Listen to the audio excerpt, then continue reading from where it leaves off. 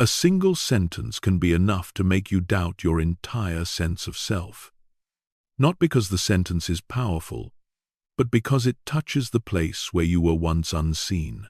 If you have ever carried a remark home, replayed it in your mind, and questioned whether you were good enough, then this video is not for everyone. It is for you. Because the problem is not that the world is too judgmental, but that you have given other people's words the authority to define who you are. And when you understand this, you will not only hear criticism differently, you will begin to live differently. A sentence is spoken lightly, almost casually. It might be in a meeting. It might come from someone you trust. It might be just a passing remark, but the moment it touches you, everything inside begins to shake.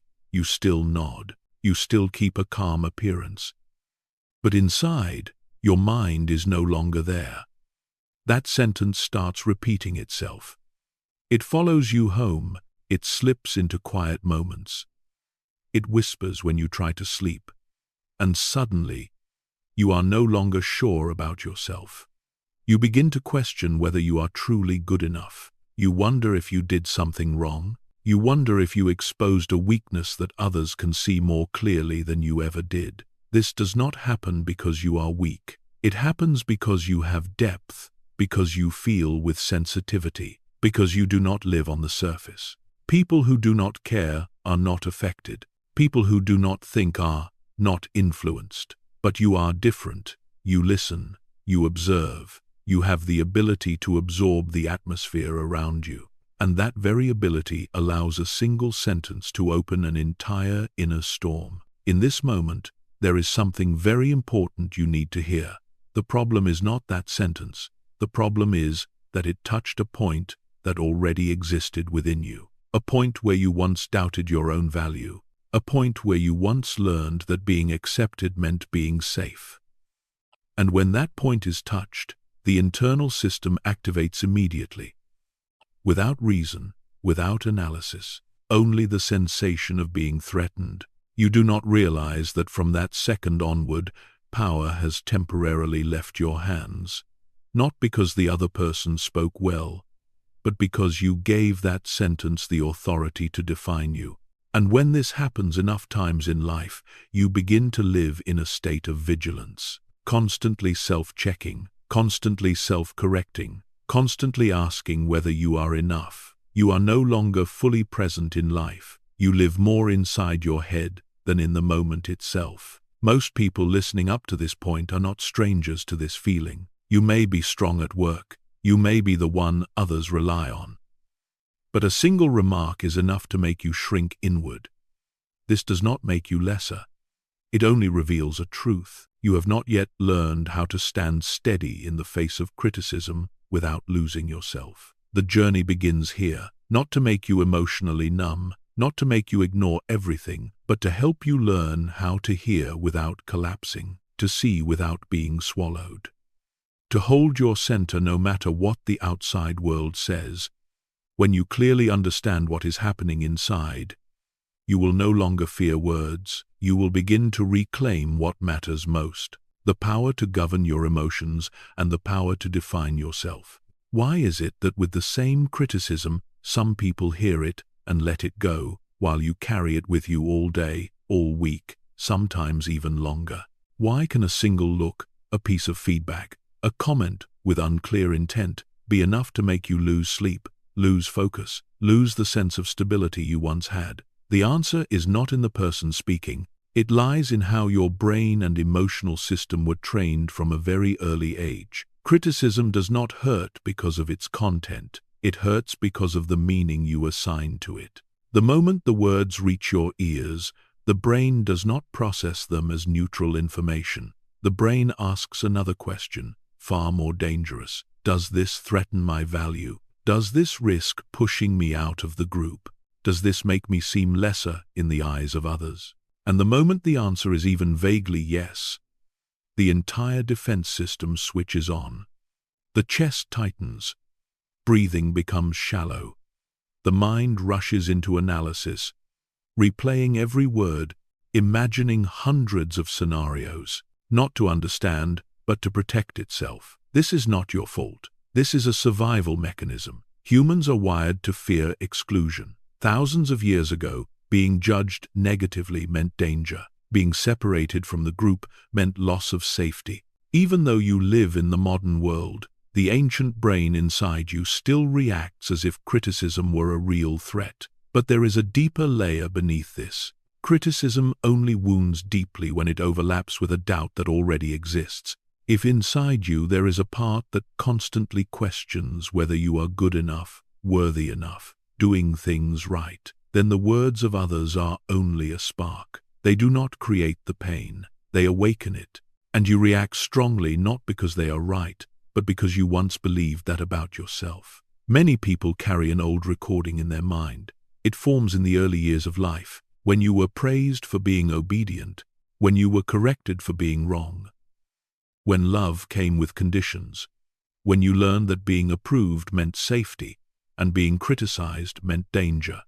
That recording does not disappear when you grow up. It simply becomes more subtle. It pushes you to be excellent, responsible, driven, but it also makes you vulnerable to criticism, because deep inside, you are not just hearing a suggestion, you are hearing a larger message. Something is wrong with me. And when that message appears, your mind is no longer in the present. It returns to the past. It searches through moments when you were judged, compared, made to feel not enough. You think you are reacting to the comment that was just made. In reality, you are reacting to an entire emotional history that has never been processed. That is why criticism sometimes hurts more than it should. It is not just a moment. It is a layering, the layer of the present pressing down on the layer of the past.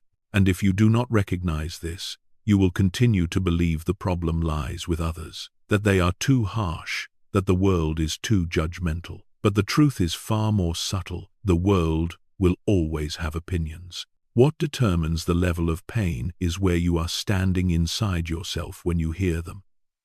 When your identity relies too heavily on approval, criticism will always have destructive power.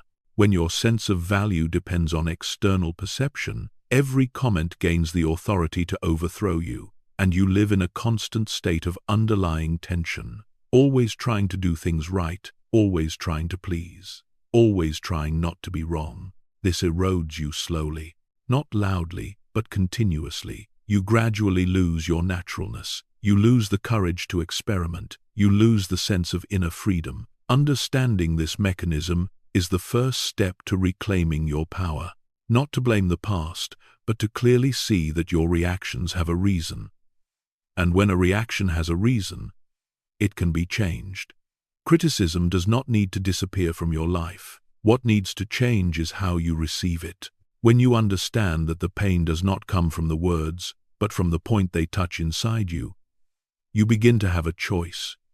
You are no longer pulled unconsciously. You begin to separate what is happening outside from the story unfolding in your mind. And from that moment, a new door opens, a door leading to real emotional maturity. Not by becoming thick-skinned, but by understanding deeply the need to be accepted. This is not a personal weakness. It is a social instinct deeply programmed into human beings. From a very young age, you learned an important lesson without anyone needing to say it out loud. When you were praised, you felt safe. When you were criticized, you felt at risk of losing connection. From that point on, your mind began linking your sense of worth to the reactions of others. You did not just want to do well. You wanted to be accepted through doing well. As you grew older, this lesson did not disappear. It only changed form. You became responsible.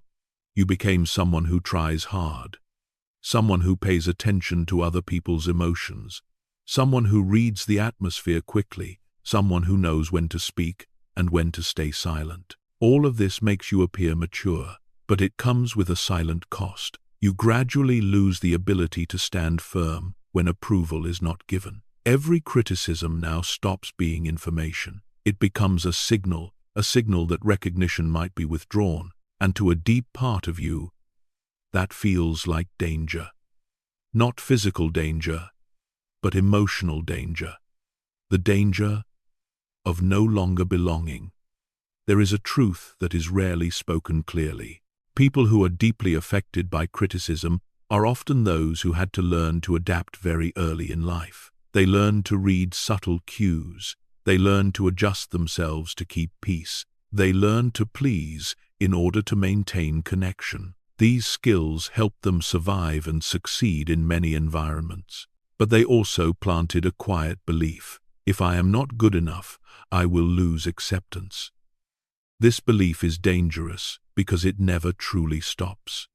No matter how much you achieve, no matter how much you grow, no matter how much you prove your competence, a part inside can still whisper, "Be careful. Do not make mistakes. Do not disappoint others. Do not let them think badly of you." And when criticism appears, it does not only speak about behavior, it activates a deeper fear.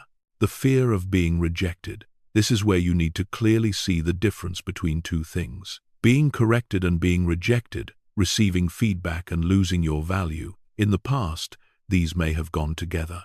But in the present, they are no longer the same. The problem is that your nervous system has not updated this distinction. It still reacts as if every criticism threatens connection. You can recognize this in the way you respond. You are not only sad, you feel ashamed.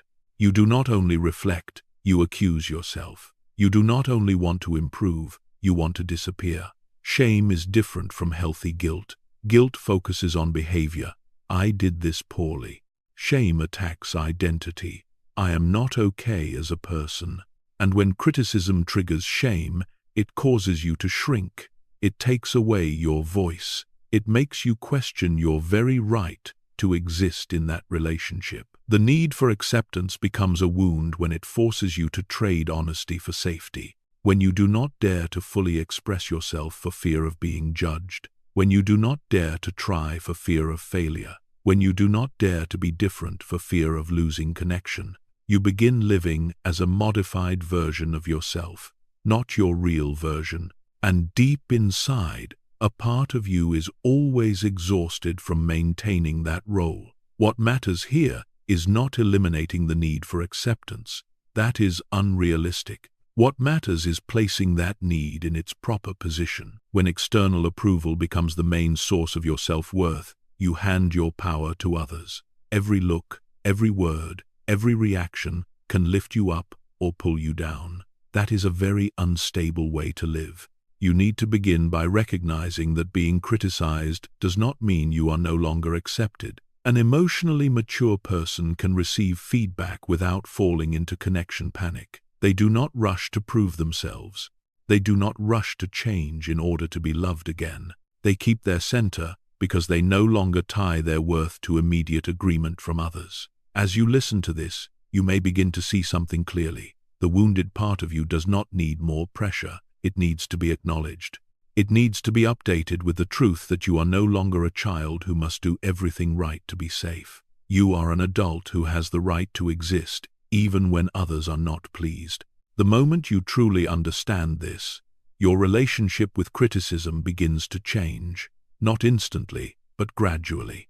You begin separating feedback from the fear of rejection. You begin listening without trembling. You begin standing still without bracing yourself. And for the first time, you feel a new kind of safety.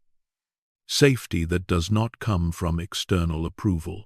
Safety that comes from no longer abandoning yourself when others disagree. The moment you hear a remark and immediately believe it reveals the truth about who you are. No verification, no context, no analysis. You swallow it whole like a verdict. And from that moment on, you no longer see yourself through your own eyes. You see yourself through the imagined gaze of someone else. This is the moment judgment turns into identity. You need to understand one thing clearly. Judgment is always a very thin slice of reality. It is formed from a limited perspective, from a temporary mood, from the speaker's personal value system, from their life experience, from wounds they have not healed, from expectations they project onto the world. But when you mistake that judgment for objective truth, you give it a power it does not deserve. You stop asking the most important question: is this true of my whole being? Instead, you ask a far more dangerous one: am I really like this? That question does not seek clarity. It seeks self-conviction, and your mind is very skilled at gathering evidence against you. It will dig up moments when you failed, times you made mistakes, situations where you were criticized. Then it weaves them into a coherent story that says you are the problem. This is not logical thinking. This is defensive thinking. When you feel threatened, your mind chooses the most familiar way to regain a sense of control. It lowers you before someone else can. It condemns you to avoid uncertainty, because deep down, believing you are flawed feels safer than not knowing where you stand. When you live long enough inside this mechanism, you develop a dangerous habit. You equate feedback with essence. A comment about behavior becomes a conclusion about character. A mistake at work becomes proof that you are not good enough. A criticism in a relationship becomes evidence that you are hard to love. And gradually, you no longer need others to judge you. You do it for them. This erodes you from the inside, because you are not only carrying criticism from the outside, you are living with an inner critic that is always present. This voice is not fair, not compassionate. It gives you no room to breathe. And the irony is that this voice often carries the tone of people who once had great influence in your life.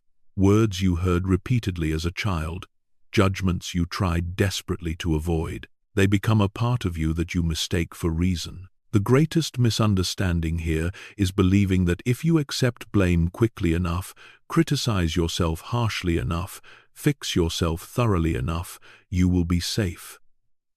You will be accepted, but what usually happens is the opposite. The more you believe the judgment, the weaker you become. The more you doubt yourself, the more easily the next opinion can shake you. You gradually lose your ability to self-direct. There is a crucial distinction you must grasp.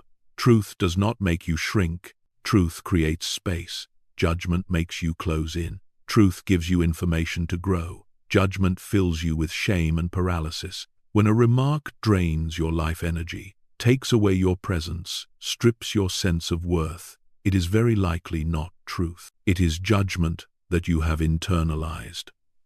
When you begin to tell the difference, you reclaim part of your power. You no longer react automatically.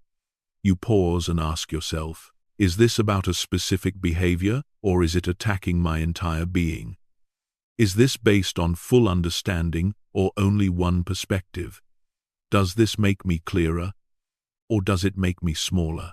These questions are not meant to fight back. They are meant to protect your clarity. Many people live in a constant state of proving themselves because they believed for too long that other people's judgments were the truth. They strive to be perfect. They try not to make mistakes.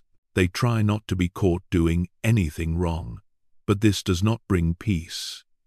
It only creates prolonged tension, because you are building your worth on an unstable foundation. That foundation is the ever-changing opinions of others. When you look back, you will see people who judged you harshly, whose lives are not models you would want to follow. People who doubted you, whom you eventually surpassed. This reveals a simple truth. Judgment says more about the one who speaks than about you. But you can only see this when you stop identifying with the judgment. This is a pivotal shift in emotional maturity, from living inside the imagined gaze of others to returning to the truth within yourself. Not to reject all feedback, but to place it where it belongs. Feedback is information, judgment is noise. When you confuse the two, you will always feel disoriented. When you separate them, clarity begins to emerge. You do not need to be perfect to be worthy. You do not need everyone's agreement to have value. The moment you stop treating judgment as the truth about who you are, you begin stepping out of an invisible prison you have lived in for far too long. And from there, a new foundation slowly forms.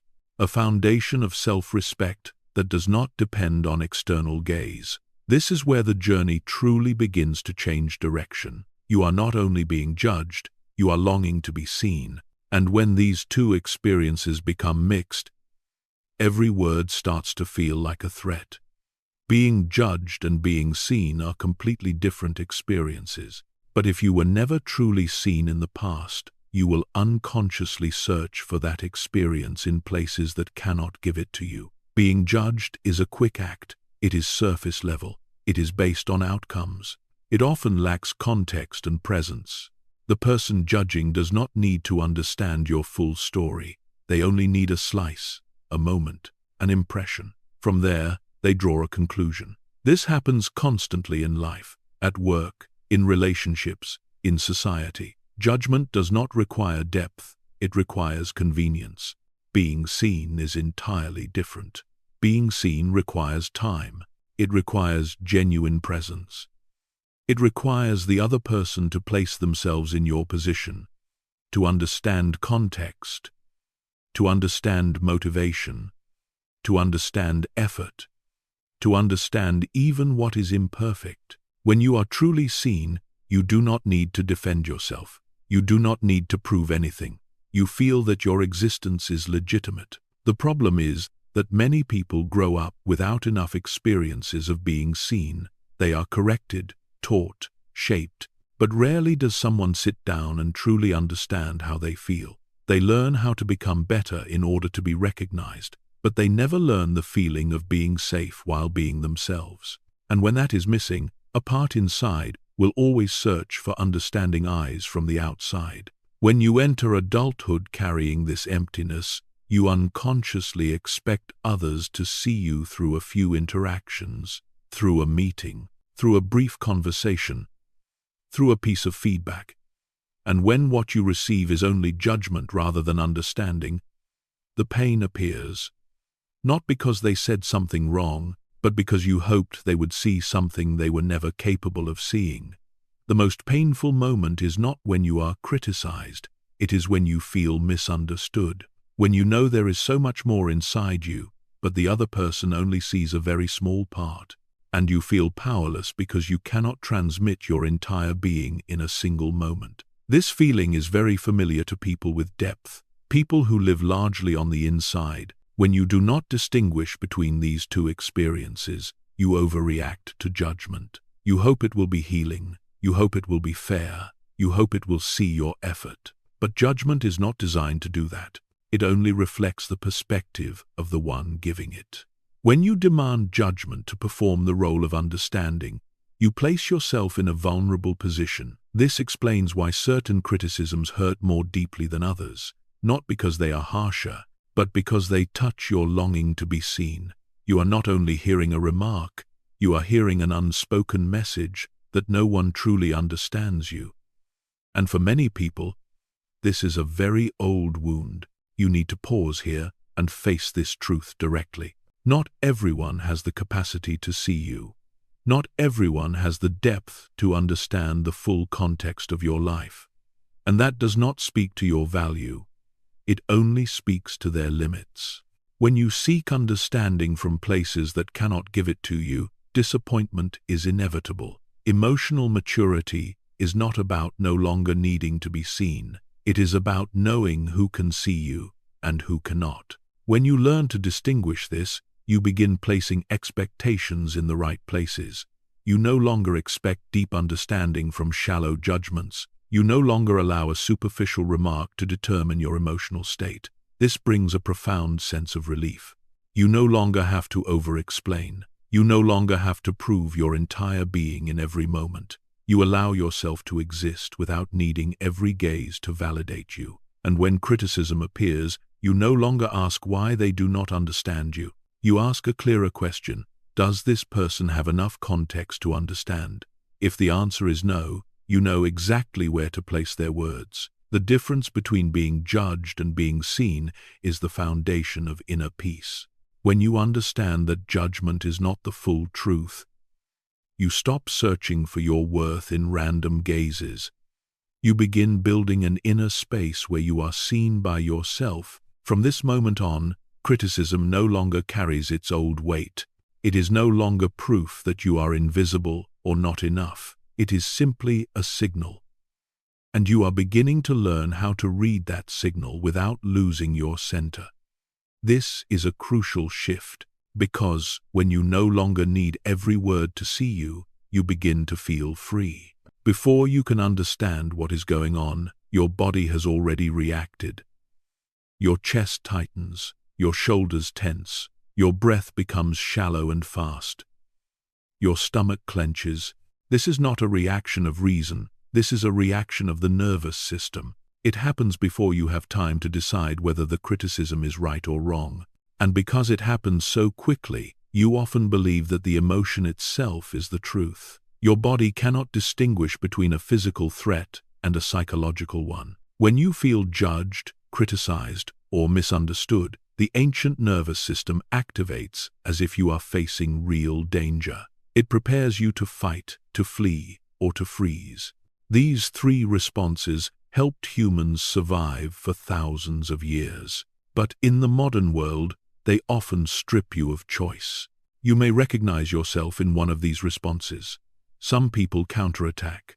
They talk more, explain more, try to prove themselves. Some withdraw. They go silent abruptly, avoid, disconnect. Some appear still on the outside, but freeze on the inside, unable to speak, unable to respond, followed by hours of self-blame. None of these reactions come from freedom. They come from activation. What matters is understanding that your first reaction is not your true self. It is an old program. It was wired through earlier experiences where you learned that criticism meant danger.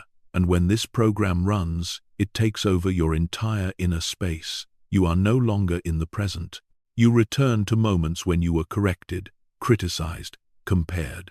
In the moment of activation, your mind is not seeking truth, it is seeking safety. And safety is defined very narrowly. Avoid further hurt, avoid losing face, avoid losing connection. So you say things you do not truly believe. You stay silent when you need to speak. You promise to change before you understand what actually needs changing. Later, when things settle, you feel unsettled. Not because of the criticism, but because you acted against your values. Many people misunderstand this. They think the problem is that they are too sensitive, too weak, too emotional. But the truth is, they have not learned how to regulate their nervous system. They have not learned how to stay with activation without letting it drive behavior. Emotional maturity is not the absence of activation. It is the ability to recognize activation and not act from it. The space between activation and response is where power lives. But this space does not appear automatically. It must be trained. When you do not have this space, every word can pull you away. When you begin to create it, you reclaim the choice of how to respond, not react. Response is always slower than reaction. And that slowness is what creates freedom. You need to understand that emotions arrive quickly, but they are not commands. They are signals. When your chest tightens, that is a signal. When your stomach contracts, that is a signal. When your mind races, that is a signal. The issue is not eliminating the signal. The issue is what you do after you notice it. Most people were never taught this. They were taught to be strong, to be rational, to be in control, but they were not taught how to stay with emotion without being consumed by it. So they either suppress or explode. Both make the nervous system more sensitive over time. When you begin paying attention to the body in moments of criticism, something very important happens. You realize that emotion has a cycle. It rises, it peaks, and if you do not fuel it with self-attacking thoughts, it falls. But if you immediately assign negative meaning to it, if you start telling the story that you are not good enough, the emotion lingers and spreads. This gives you a very practical key. You do not need to solve the entire story in your head in that moment. You only need to stay with the sensation in your body long enough so it does not control your behavior. One slow breath, one pause, one moment of restraint before speaking. These may sound simple, but they are foundational skills of emotional self-mastery. When you learn to create this pause, you begin to realize a crucial truth. You can feel activated without acting from it. You can hear criticism without immediately defending yourself. You can remain silent, not because you are afraid, but because you are choosing clarity. This is the shift from living under control to living with sovereignty. No one can prevent emotions from arising in you, but only you decide the next action. When you understand this through experience rather than theory, you begin to feel a new kind of strength. Quiet, unshowy, but deeply steady. And from this foundation, you are ready for the next step. The step of facing old reflex loops directly and beginning to dismantle them consciously, because only when you are no longer swept away in the moment can you truly change how you live with criticism. The reflex loop. This is the automatic chain that activates every time you feel criticized, judged, or misunderstood. It starts with a small trigger, then pulls in a familiar sequence of thoughts, emotions, and behaviors. And because it feels familiar, you mistake it for who you truly are. This loop usually starts the same way. A comment appears, the body activates, the mind rushes into analysis. You begin wondering what you did wrong. You replay the conversation. You imagine what the other person is thinking about you. You compare yourself to others. You exaggerate the consequences. And before you realize it, you are trapped in an inner space where everything revolves around fixing yourself to avoid further judgment. The danger of this loop is not the intensity of the emotion. It is the loss of agency. Each time the loop activates, you respond the same way. You say the same things. You go silent in the same way. You blame yourself following the same script. It feels like effort, but in reality, you are being pulled along. The reflex loop exists because it once served a purpose.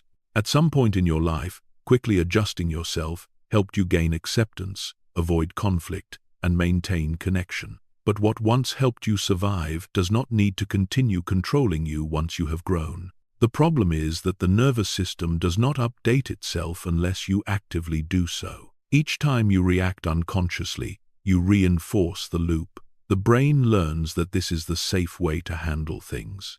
And because the brain prefers familiarity over accuracy, it will keep choosing this path, even when it exhausts you, even when it silences you, even when it pulls you away from yourself. There is a subtle paradox here. The more you try to control how others see you, the more you lose inner control. The more you try to avoid criticism, the more sensitive you become to it, because your entire system is living in defense mode. And a defensive system reads the world as a threat. You can recognize this loop by the familiar feeling after being criticized. Tired, empty, uneasy, not because of what was said, but because you just went through a cycle of self-attack. You spent energy turning against yourself. This does not help you grow, it only makes you smaller. The key point here is recognition, not fixing immediately, not forcing positivity.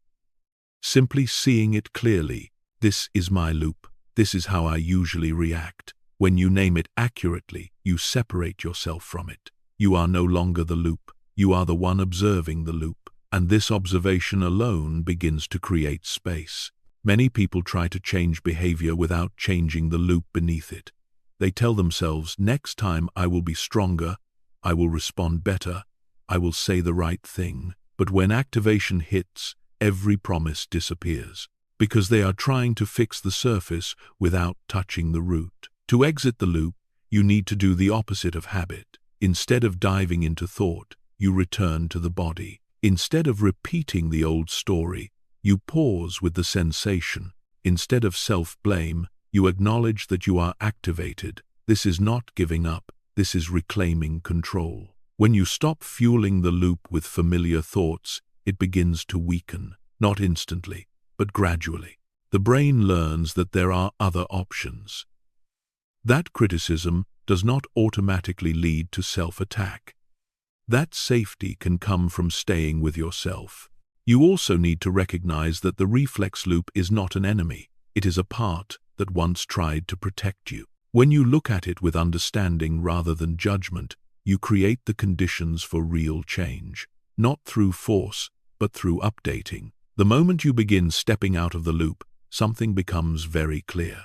Criticism no longer dictates your behavior. You gain time to choose how to respond, time to ask whether this matters, time to hold your values steady. This is the shift from reactive living to conscious living. You will not do it perfectly every time, but each time you recognize the loop and choose not to follow it, you are rewriting the internal program. And that is the foundation for criticism gradually losing its old power. From here, the journey moves into a new perspective, where criticism is no longer the enemy, but a signal to be sorted. When you no longer see it as an enemy to avoid, you begin to see it as a signal that needs to be sorted. This is the moment you stop reacting purely from emotion and begin using clarity. Criticism is no longer a dark, vague mass weighing on you. It is broken down into specific components, and when something has structure, it is no longer as frightening as before. Every criticism carries multiple layers of information. There is a layer about behavior, a layer about expectations, a layer about the emotions of the person speaking, a layer about context, and a layer that has nothing to do with you at all. When you have not learned to classify these layers, you receive everything as one block. You feel completely attacked. But when you begin separating each layer, you regain choice. The first question you need to ask is not "Where did I go wrong?" That question easily pulls you back into the old loop. A clearer question is, what exactly is this comment referring to? Is it pointing to a specific behavior that can be changed? Or is it placing a label on who you are? This distinction matters deeply. Behavior can be adjusted. Labels cannot. When words only label, they are not constructive. They merely reflect a subjective viewpoint. The next step is identifying what does not belong to you. Many criticisms carry unprocessed emotions from the speaker. Tension, frustration, insecurity. When they lack the space to process these emotions, they unconsciously discharge them outward. If you are not aware, you carry that weight for them. But when you see this clearly, you can return the burden to where it belongs. Sorting does not mean defending yourself. It is an act of maturity. You do not reject feedback. You simply place it in the correct compartment. What is useful, you keep. What is not, you release. What is unclear, you leave for later. You do not need to respond immediately. You do not need to understand everything right away. You allow yourself time.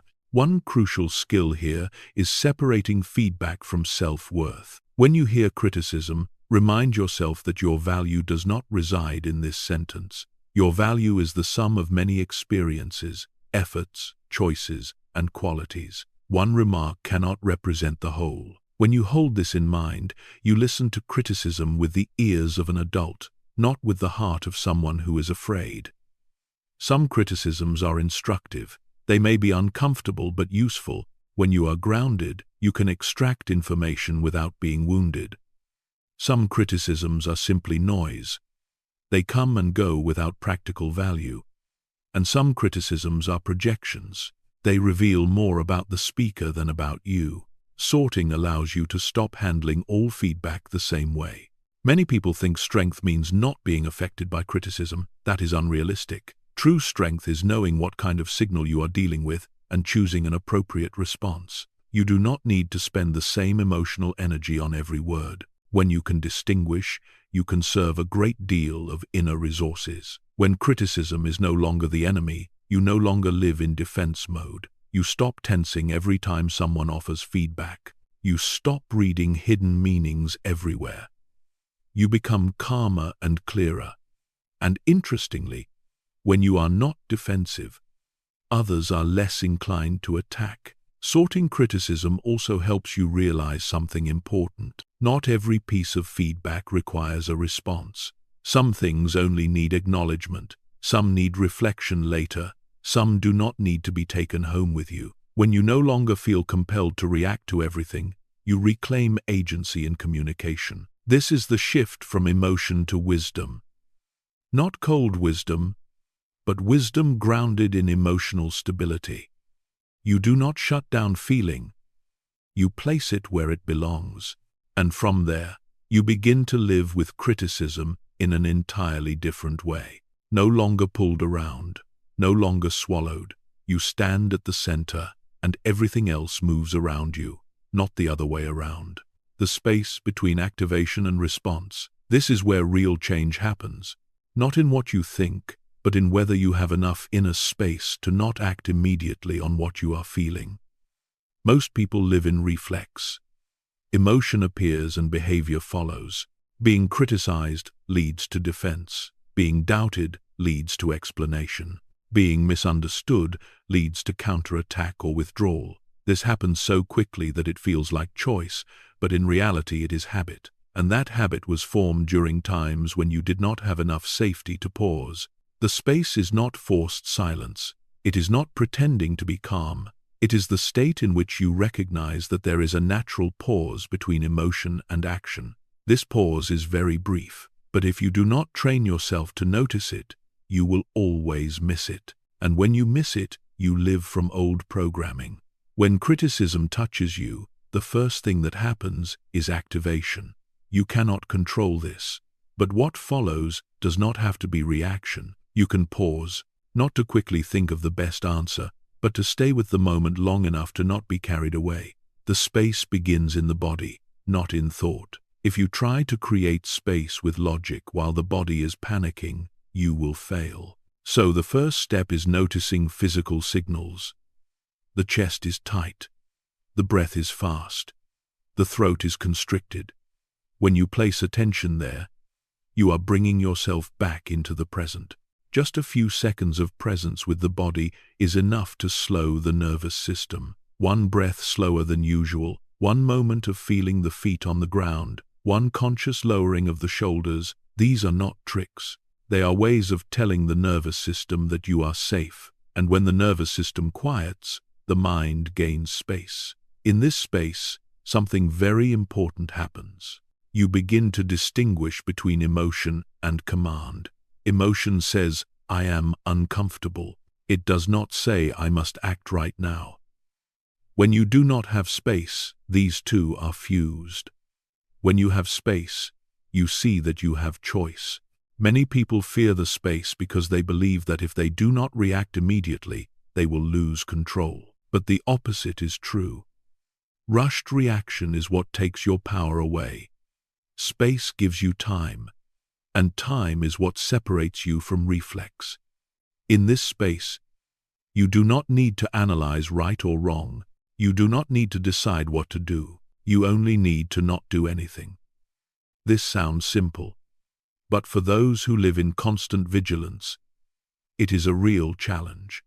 Because doing nothing forces you to face discomfort you usually avoid. But if you stay long enough, you will see something crucial. Emotion does not rise forever. It rises and it falls. It does not destroy you. It does not erase your value. It is just a wave, and you do not need to swim against it or be swept away. You can stand still and let it pass. Once you have created space, your response changes naturally. Not because you try to say the right thing, but because you are no longer driven by fear. You can choose silence without helplessness. You can speak without defensiveness. You can postpone without guilt. Space also reveals a subtle truth. Not every criticism needs to be handled the moment it appears. Some things need time to settle. Some need reflection later. Some need no response at all. When you are no longer compelled to react, you begin living at your own rhythm rather than someone else's. Many conflicts escalate, not because of content, but because of timing. People speak while activated. People respond while triggered. And two nervous systems collide. Space is how you prevent that. Not by controlling others, but by regulating yourself. When you practice creating space enough times, the brain relearns. It learns that criticism does not equal immediate danger. It learns that you can stay present without defending, and gradually, activation becomes less intense. Not because you are numb, but because you no longer feed it with old reactions. Space is the foundation of emotional self-mastery. Without it, every other skill remains theory. With it, you no longer need to try to be strong.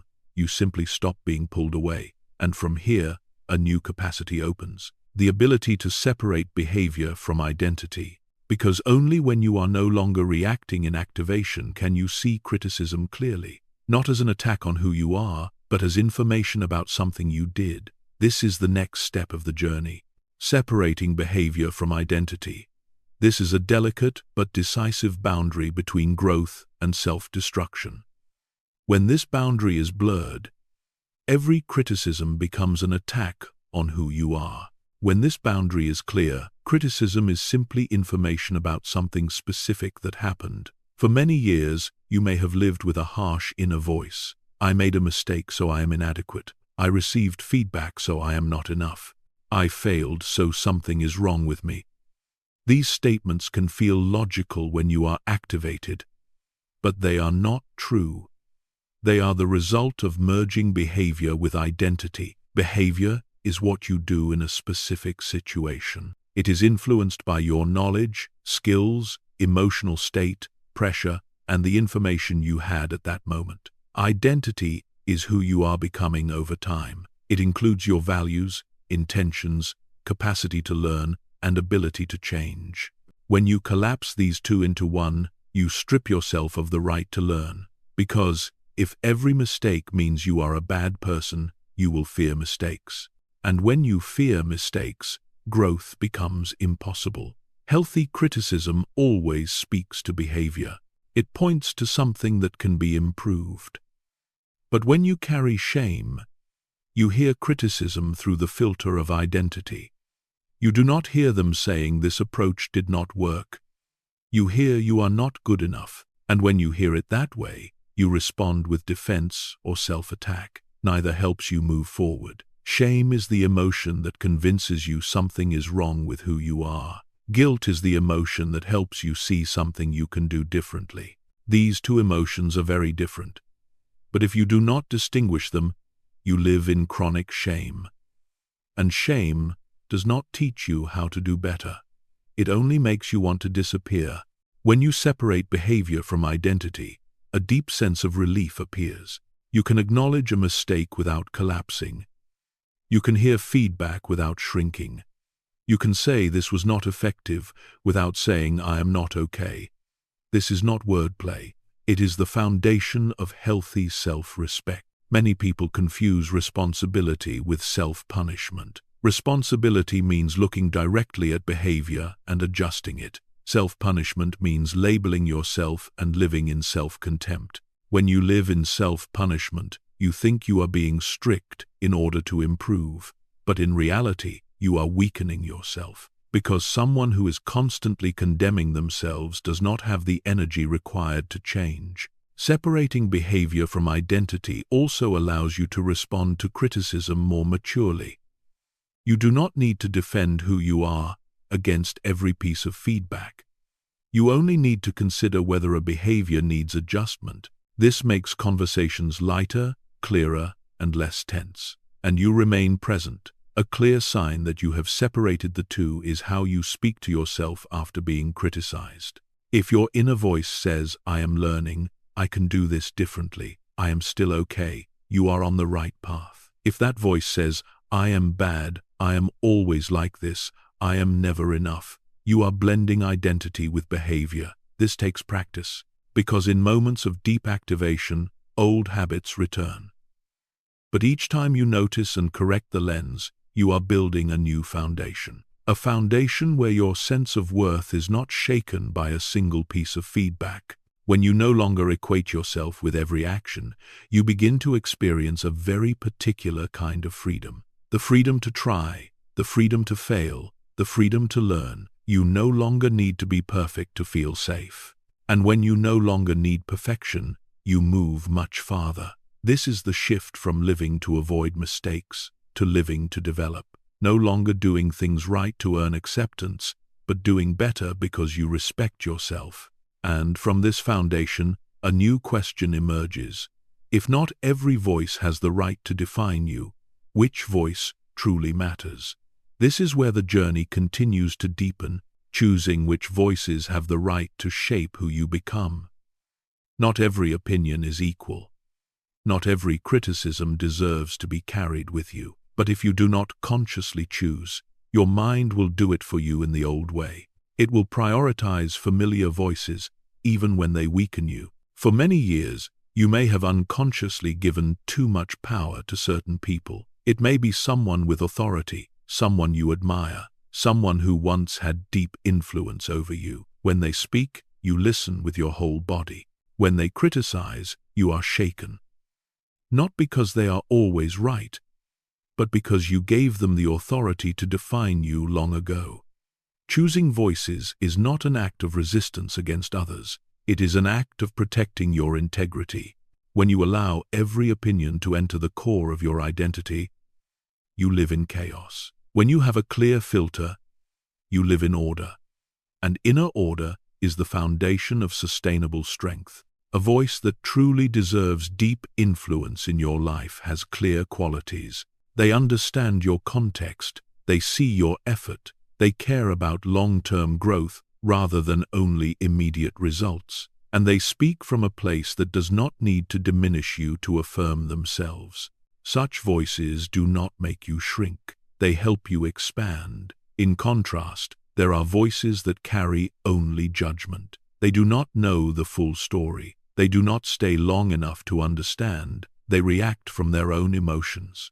When you let these voices shape you, you give power to shallowness. And shallowness is never a strong foundation for building a life. Choosing voices also means choosing the inner voice. The voice you hear most often does not come from others. It is the voice you use when speaking to yourself. If that voice is always harsh, always pressuring, always placing conditions on your worth, then no amount of external encouragement will ever make you feel safe. You need to ask a very direct question. Does this voice help me grow? Or does it only make me more afraid? Many people confuse discipline with inner violence. Discipline helps you move forward. Inner violence exhausts you. When you choose your inner voice consciously, you are choosing how you will walk with yourself for the rest of your life. When you have a clear filter for voices, something interesting happens. Criticism no longer floods you from every direction. It passes through layers. Some is discarded, some is kept, some needs time. You are no longer pulled by the emotional rhythm of others. You live by your own rhythm. This does not make you distant. It makes you grounded. When you no longer have to defend yourself against every opinion, you become more approachable. You can listen without shrinking. You can disagree without tension. You do not need to prove that you are right to feel okay. Choosing voices also means accepting that some people will not be pleased with you. And that is not a disaster.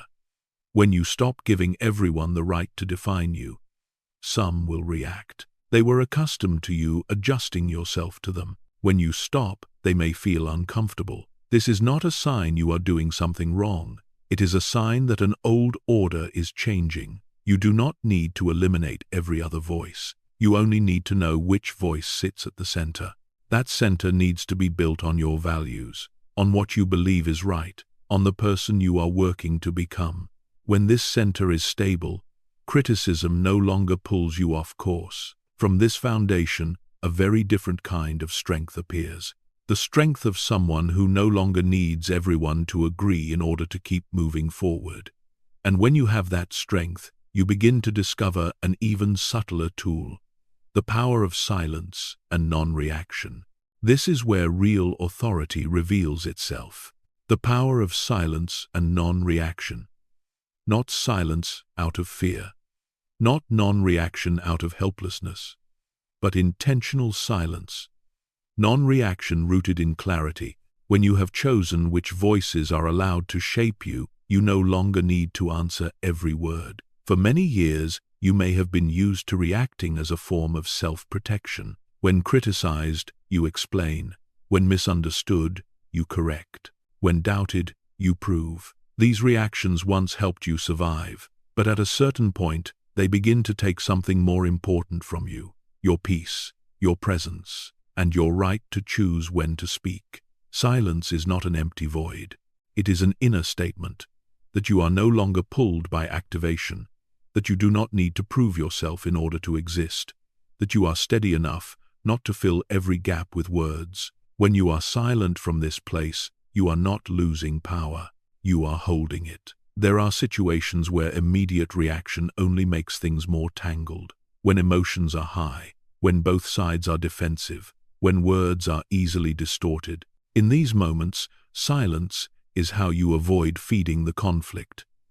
Not to avoid it, but to wait for clarity to return. Non-reaction is also a way of setting boundaries. You are saying that not every approach deserves your attention. Not every criticism needs to be handled. When you react to everything, you teach others that they can pull you into their state. When you choose not to react, you keep your center. Many people fear silence because they fear being misunderstood, feared being seen as weak, feared being thought of as having no answer. But the truth is that people with inner strength do not need to prove they are always right. They know their value does not depend on winning an exchange, and they are willing to let others think what they think if it allows them to preserve their inner integrity. Silence is also the space where truth reveals itself. When you do not rush to justify, do not rush to fix yourself, do not rush to push back, the real motives of others often surface. Some criticisms only exist when you respond. When you do not engage, they dissolve. Some pressures are only strong when you resist. When you remain still, they lose force. This does not mean you are always silent. There are moments when you need to speak, moments when you need to state boundaries clearly, moments when direct response is necessary. The difference lies in where you speak from. Do you speak from activation or from calm? Do you speak to defend yourself or to bring clarity? Do you speak from fear or from choice? When you practice non-reaction in situations where it is not needed, you begin to realize something very important. A great deal of energy you once spent processing criticism is now released. You no longer bring conversations home, you no longer replay them in your mind. You no longer spend hours accusing yourself. You gain space for what truly matters. Silence also helps you hear more clearly, not only others, but yourself. When you do not rush to answer the world, you hear your values, your limits, what deserves your energy, what does not. This is a form of wisdom that does not come from books, it comes from lived sovereignty. There is a very interesting paradox. When you stop reacting in the way others expect, they often change how they approach you, not always positively, but always more clearly. You are no longer a convenient outlet for emotions. You become someone with boundaries, and boundaries, though uncomfortable at first, create respect over time. The power of silence does not lie in saying nothing. It lies in not being controlled. When you can be in a situation of criticism and still maintain your breath, your clarity, and your center, you have come very far on this journey. And from that foundation, something new begins to form, not just how you respond, but how you see yourself. A self-image that is no longer easily shattered by external words. This is where the journey shifts from skill to identity. And that is the next part, building a self-image that cannot be broken from the inside. Not the image you present to the world, but the image you hold about yourself when no one is watching. When this self-image is solid, criticism no longer reaches the core, it only brushes the surface. For a long time, you may have built your sense of self based on feedback. When you were praised, you felt okay. When you were criticized, you felt inadequate. Your self-image rose and fell with other people's words. This kept you in constant instability, because the world never stops having opinions. And if you let the world decide who you are, you will never be at peace. A stable self-image does not come from eliminating criticism. It comes from knowing who you are beyond criticism. You know your core values. You know what matters to you. You know the direction you are moving in. When these are clear, outside words no longer have the power to define you. They can only offer information, Building a strong self-image begins with consistency with yourself. You do not always do things perfectly, but you know why you do what you do. You know your intention, and when you make mistakes, you correct them out of respect for your values, not out of fear of being judged. This difference is subtle, but it transforms the entire experience of living. A resilient self-image is nurtured by small repeated actions. You speak what you believe is right, even when it is not supported. You hold boundaries even when it makes others uncomfortable. You return to your values after each moment of being shaken. These actions are not loud, but they accumulate. And over time, they create a very different feeling, the feeling that you can rely on yourself. Many people seek confidence by trying to change how they feel. But real confidence comes from experience. The experience that you can face criticism without collapsing. The experience that you can be wrong and still maintain self-respect. The experience that you can be misunderstood without abandoning yourself. Each such experience is a brick in the foundation of your self-image. When your self-image no longer depends on external approval, you begin to live more lightly. You no longer have to perform. You no longer have to brace yourself. You show up more naturally. And paradoxically, when you stop trying to impress, you often create stronger impact, because you are no longer speaking from the need to be accepted.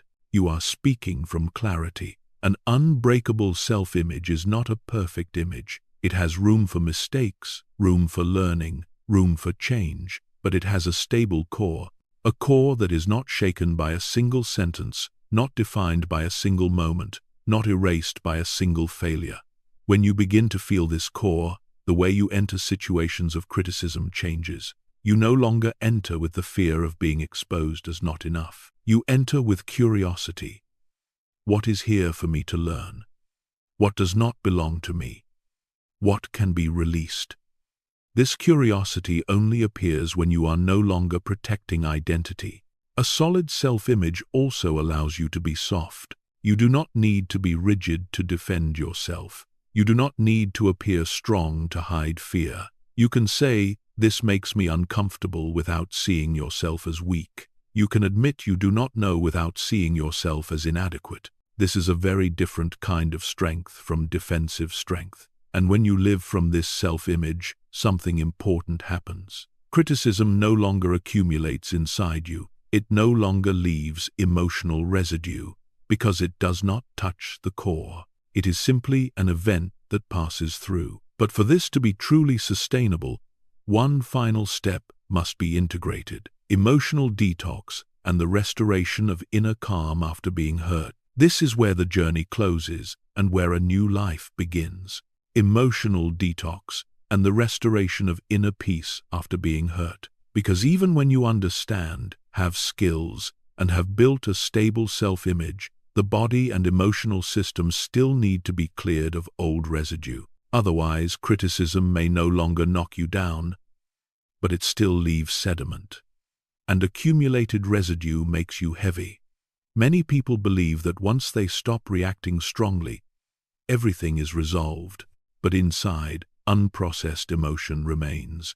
It lives in the body, in shallow breathing, in restless sleep, in fatigue without a clear cause. Emotional detox is not about digging into the past. It is about allowing the body to complete responses that were once interrupted.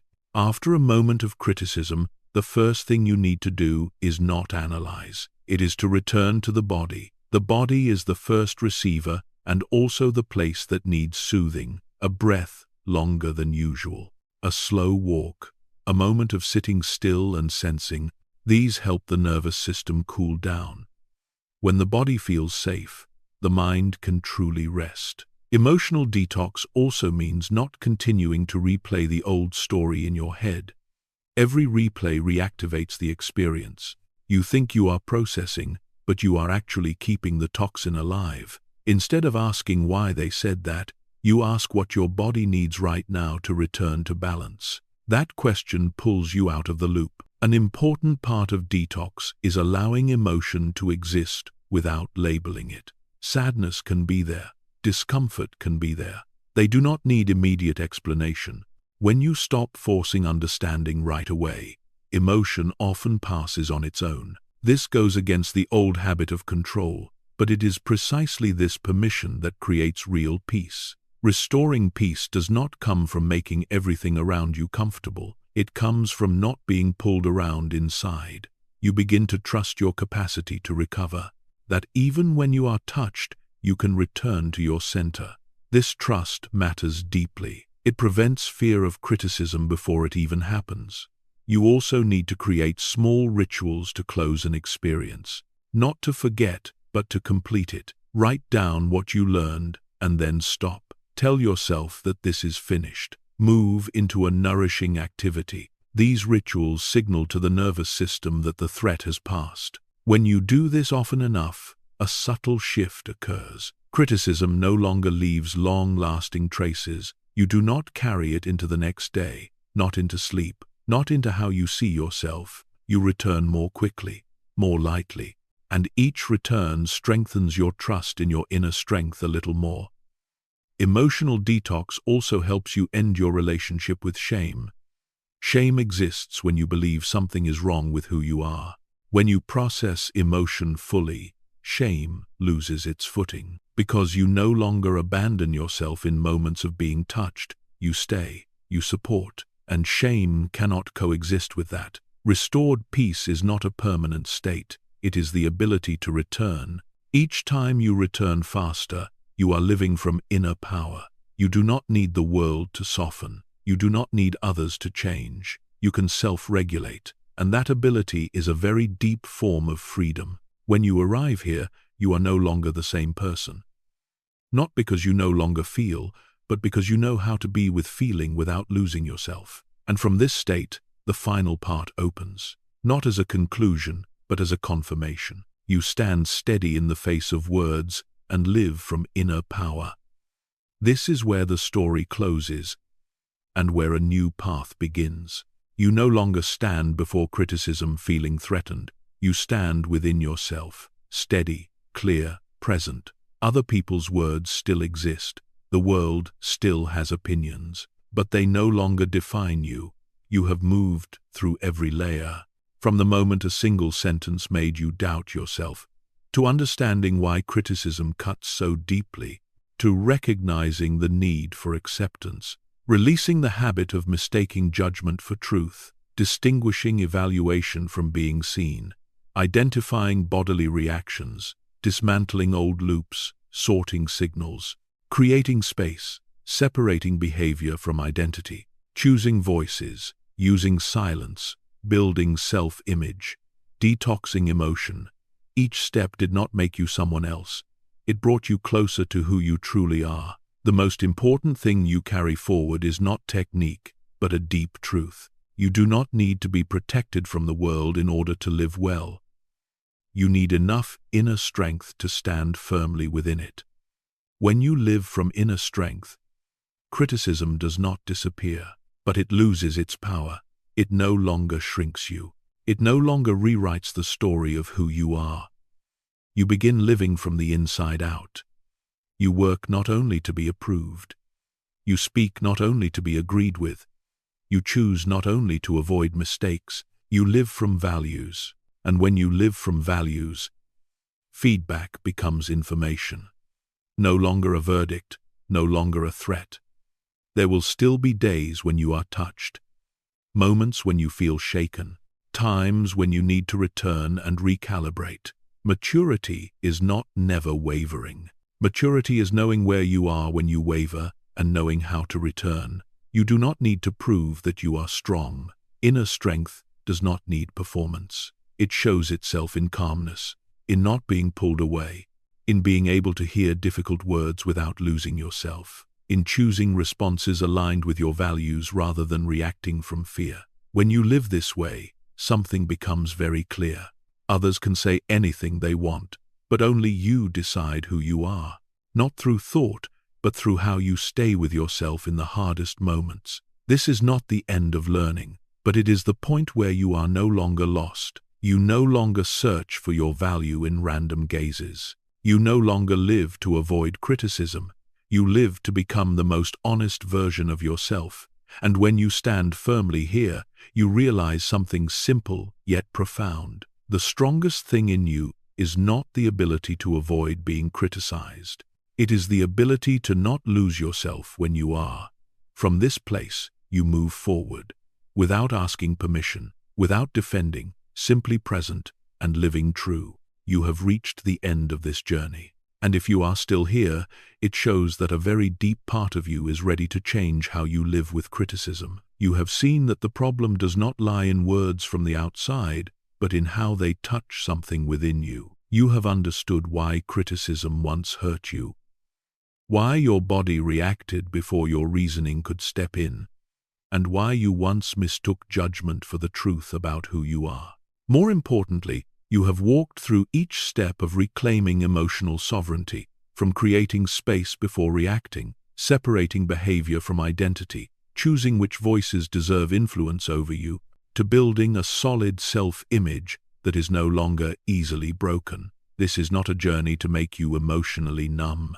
It is a journey to help you stand steady without defense, to listen without collapsing, and to live from inner strength rather than from the gaze of others. Thank you for taking the time to listen all the way to the end. If this content resonated with you, please press like to support the channel. Share this video with those who may also be searching for inner stability, and do not forget to subscribe to continue walking alongside inspiring, motivating, and deeply transformative personal growth stories in future videos. I look forward to meeting you again on the next journey.